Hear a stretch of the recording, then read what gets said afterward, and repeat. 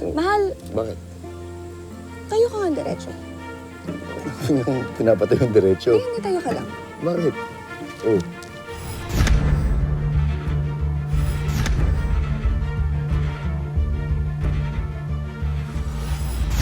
Oh. Parang kakasing katawan mo kasi si Bangkil.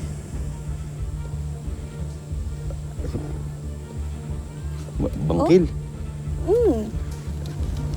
Wala mo naman nasabi, tsaka bakit mo naman ako ikukumpara dun? Eh, di hamak na mas pogi naman ako sa kanya, di ba?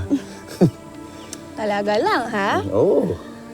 Pero hindi mo ba siya kilala? Kasi atubaw din daw siya. Boss Mahal, paano mo naman makikilala yun? Eh, ayaw nga magpakilala, di ba? Tsaka, hindi naman lahat ng katubaw kilala natin eh. Di ba?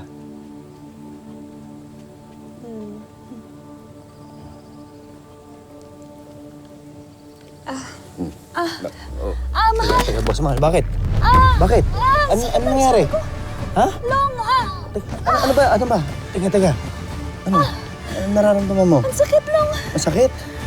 Ano? Gusto ba dali ka na sa ospital? Mahal. Halika na. Uy. Ano, masakit pa? Hindi na. Mahal, Sigurado ka? kinakabahan ako. Bakit? So, anong sasabihin nito? Huwag kang kabahan. Hindi ka naman ako ah. Good Dok. afternoon po.